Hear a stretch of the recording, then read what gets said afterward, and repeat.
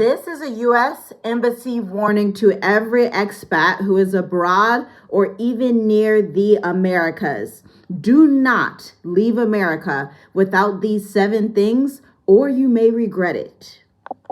There is an extremely dangerous assumption moving around Americans who want to be expats, who want to relocate abroad, who want to retire, who want to have a new life overseas outside of America, even if it's a type of sabbatical that's going to last 6 to 12 months. People falsely assume that the hardest part is choosing the right country, but that's not true.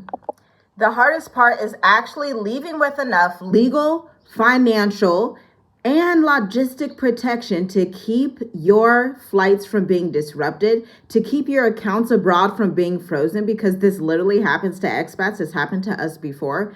Or even avoiding losing a passport and having a medical emergency that causes your dream life abroad to end in a crisis. See, when the United States issues a security alert, like the one that it has just given, if you're not aware, the State Department just issued a global worldwide warning for Americans abroad to be aware of their circumstances, aware of their situations, aware of the locations that they are in, because we are in the middle of the beginning of World War III.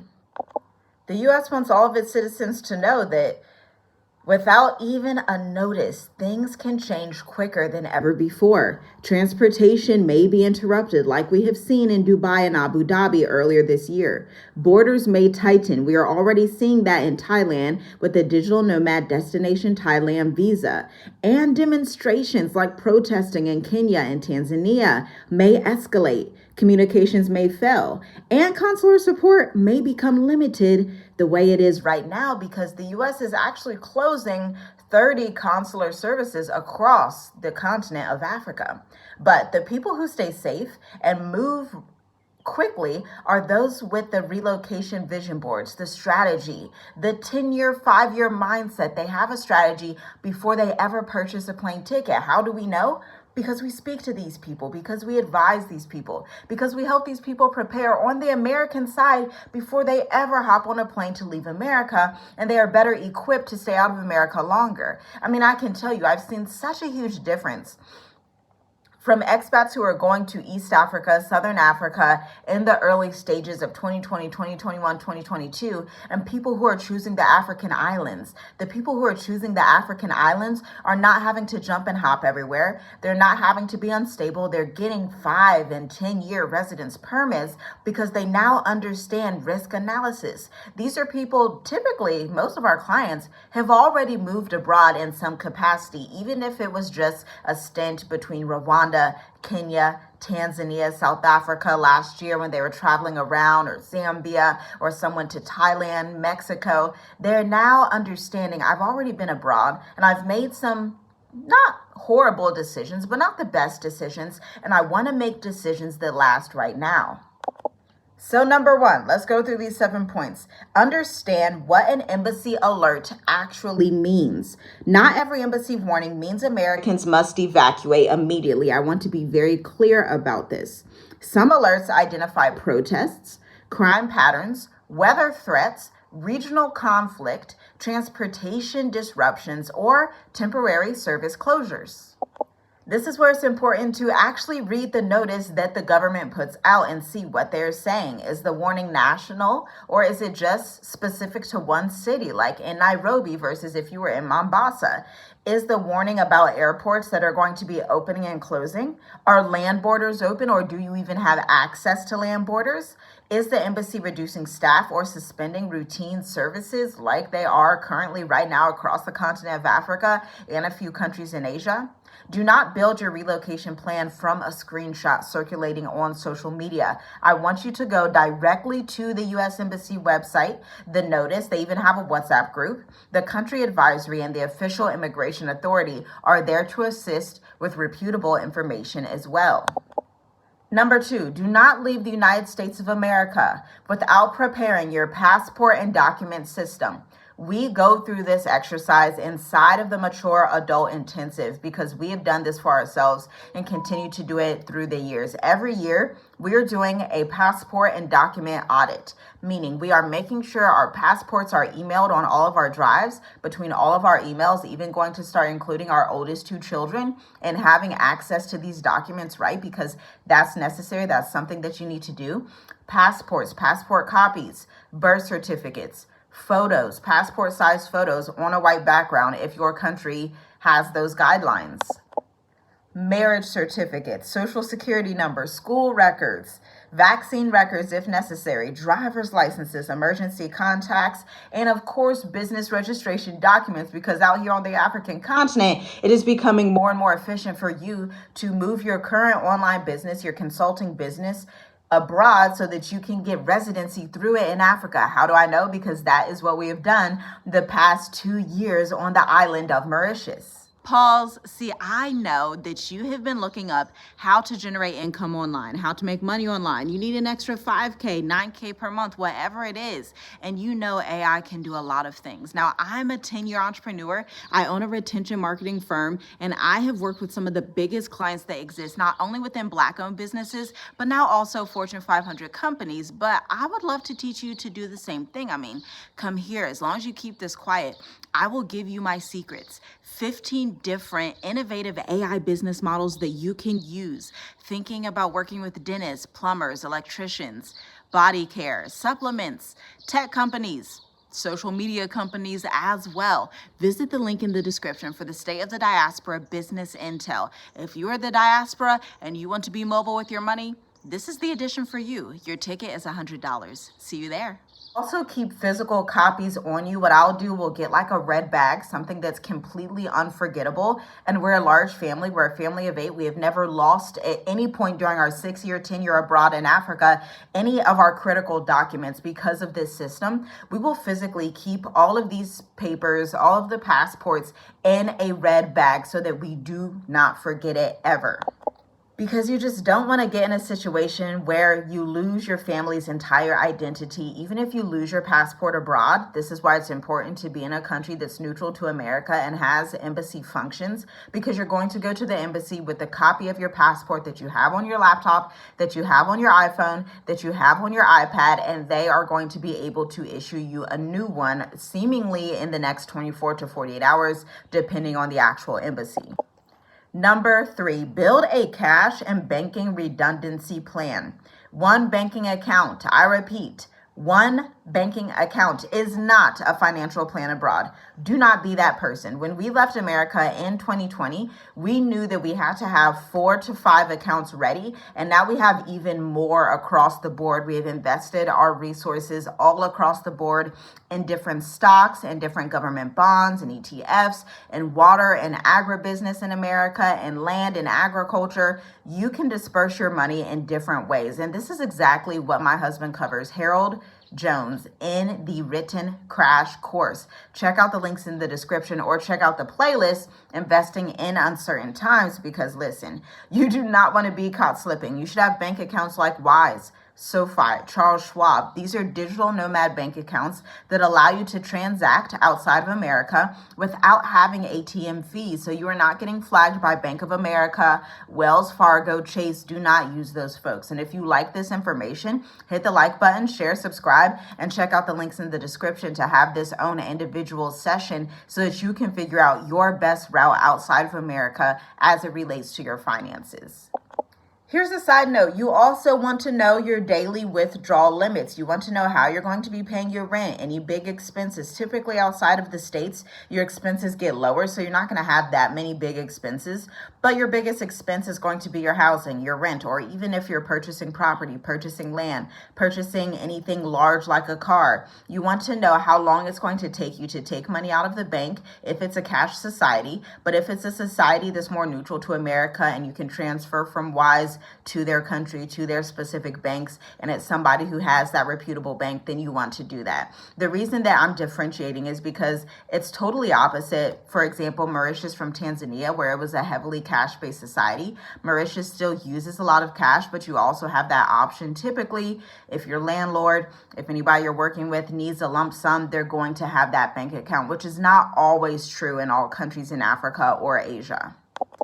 Number 4, you need to identify those alternative flight routes. This is becoming increasingly important with the Iran-America war. We are seeing that Dubai's airspace may be shut down. Qatar's airspace is already shut down. We just spoke with expats who happen to be clients who told us, hey, we decided to go ahead and book, like you said, through Paris, France. It was the easiest route to just bypass the Middle East and come from France straight down to the African islands. That makes it pretty simple instead of trying to book through Dubai, Abu Dhabi, Turkey, Istanbul. Nobody wants to deal with that because the Middle East is deeply unstable right now, unfortunately. And that's one of the main corridors that connects the world, not only America, but also Europe and Asia to Africa. So you're going to have to investigate diverse flight routes. Can you get a direct flight from Miami to Cape Town? From Miami to Nigeria, Lagos? Can you get a direct flight from New York City to somewhere in Europe? This is part of strategic planning, and you can save more money by not having flight delays and cancellations that cost you thousands of dollars. Is land border travel realistic in the countries that you're going? The country that I'm in, absolutely not. Okay, you can go by boat to different islands, then you can hop on a plane, and those are the options. You also need to understand which countries you can transit without an additional visa.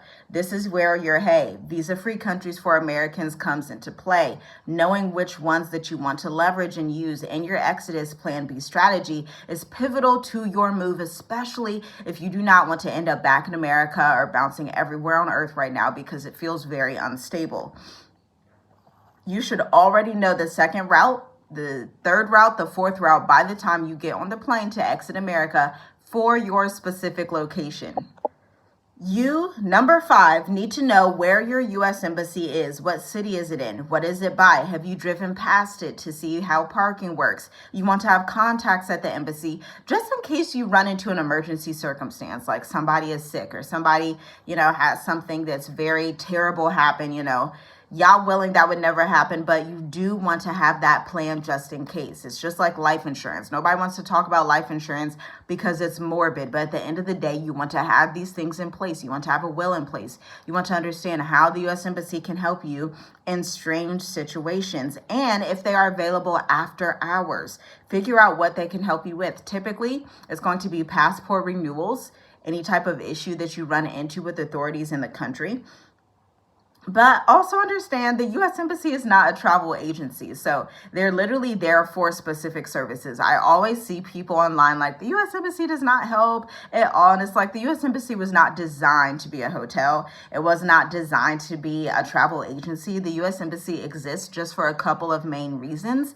And they are very clear in articulating that. So it's just unrealistic to expect the embassy to do something that they had never promised to do in the first place. But this comes with research. You won't blame the embassy for not doing what you think that they should do if you understand the function of the embassy. The U.S. Embassy is there on two sides for the people in the country, let's say in Mauritius, for Mauritians that want to go to America, but also for Americans that are in Mauritius and need to renew their passports, need to get another passport or a certified birth abroad certificate like we have had to do with our children.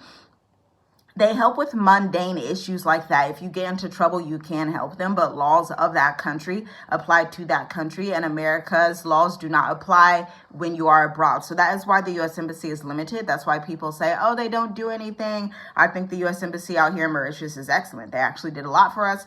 Very kind people. We'll be going back there very soon to pick up our daughter's passport. But that's because we know the function of the embassy, right? So this is why it's so helpful to have knowledge when you're going abroad and not have a lot of complaints and a lot of issues and a lot of, oh, they didn't help me the way that I wanted. The embassy is not designed for that. You should first understand the design of the embassy, their true function, and then you can assess how helpful they are, because at the end of the day, without the U.S. Embassy, you won't have anywhere else to renew your passport. So I think they're doing a decent job. Quick PS. Reminder, they will not be able to replace every financial loss if you get stuff stolen. They will not be able to create routine transportation or override another country's laws, but you should know how to reach them before the moment that you need it. Now, number 6, prepare medications and medical reports. This is increasingly important if you're a retiree. If you have aging parents who are abroad like us, then you want to have these things prepared. It may require that you understand your local prescriptions. Where are your local pharmacies? What are your favorite local pharmacies? You can go on Google and see the best, but it's really best that you just go in person and see which one vibes with you the most. Which one do you appreciate the most? Which one do you feel like you have contacts that can actually help you? Before departure, speak with your own medical provider as well. Carry an appropriate supply of your essential medications. These are things like if you have high blood pressure, if you're a diabetic, you want to watch out and carry your medications with you because those are totally necessary if you are in one of those two populations of people. Bring copies of your prescriptions and letters explaining serious conditions when necessary. Also understand the names of medications abroad are not the same. So you may want to do like a crash course in pharmacology, okay? Just so you can understand base level medications and some of that vocabulary. But for instance, if you were looking for Tylenol, acetaminophen, in other countries, it's probably going to have an OL at the end of the word, which represents the medication. Tylenol, what's the other one? I'm going to have to find it. Tylenol. There's another one that actually represents Tylenol. In Mauritius and other parts of Africa, it's Panadol. I'm not sure what it is in Asia. Somebody can chime in down below if it even has another name. Ibuprofen, for whatever reason, it's been harder for me to find ibuprofen abroad, especially in Mauritius. They do have it, but it's usually either out of stock or like they mostly carry Panadol. So that's something that you need to be aware of. This is where strategy comes into play. Things that you don't just find on YouTube or Google, where you actually have to speak to a global advisors and see, okay, how is it functioning in this region for me to just get simple medications like Tylenol? What are the best doctors in the area? What are my choices here as it relates to healthcare insurance? And do your hospital research. We actually do this with clients. It's so important. We do it for our own family. I recently had a baby in Mauritius. Absolutely fabulous. Have been to some of the main hospitals here. Very good, very great doctors. I think the Mauritian and Tanzanian doctors are my favorite doctors. Just so much different from America.